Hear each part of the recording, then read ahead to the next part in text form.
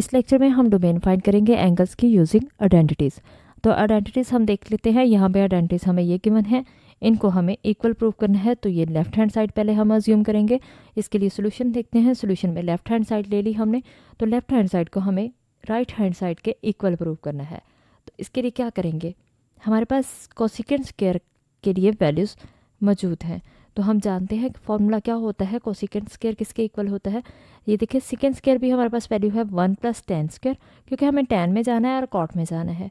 तो हमें पहले देखना होता है कि राइट हैंड साइड पे हमारे पास कौन सी वैल्यूज़ आ रही हैं। हम उसी के अकॉर्डिंग अपनी आइडेंटिटीज़ को इन्वॉल्व करते हैं बाकी आइडेंटिटीज़ में। तो यहाँ पे हमारे पास सेकेंड स्क्वायर थीटा की वैल्यू क्या होती है, 1 + tan स्क्वायर। ये फॉर्मूला है कि सेकेंड स्क्वायर थीटा इक्वल होता है 1 + tan स्क्वायर थीटा के। ये फॉर्मूला है, तो ये फॉर्मूला आपको याद रखना है।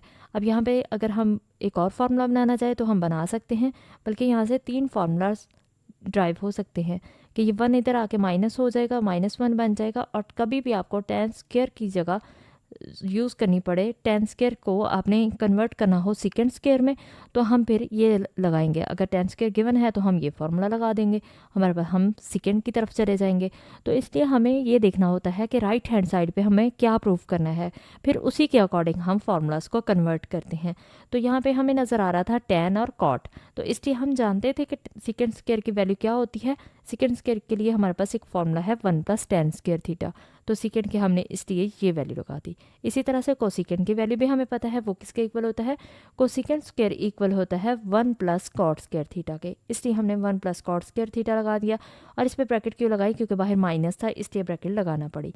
अब ब्रैकेट को हम एक्सपेंड कर देते हैं। जब एक्सपेंड करेंगे तो माइनस के साथ कोई साइन नहीं, 1 के साथ कोई साइन नहीं है, ये प्लस होगा।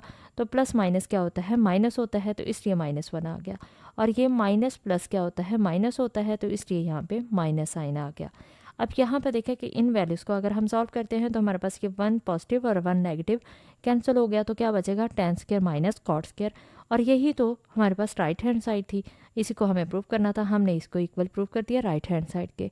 अब अगर हम थीटा की बात करें कि डोमेन हमारे पास क्या होगी, तो डोमेन हमें हमारे पास थीटा पूरी रियल लाइन हो सकती है, मानी मतलब कोई भी वैल्यू हो सकती है, लेकिन मल्टीपल ऑफ 90 नहीं हो सकता। हमारे पास n जो है वो मल्टीपल ऑफ 90 नहीं होना चाहिए, क्योंकि यहाँ पे सेकेंड इन्वॉल्व है और सेकेंड अनडिफाइंड हो जाता है 90 पे, इसलिए हमारे पास ये n मल्टीपल नहीं हो सकता 90 डिग्री के। तो ये हमारे पास इसका आंसर आ जाएगा, यानी आइडेंटिटीज़ को हमने प्रूव कर दिया।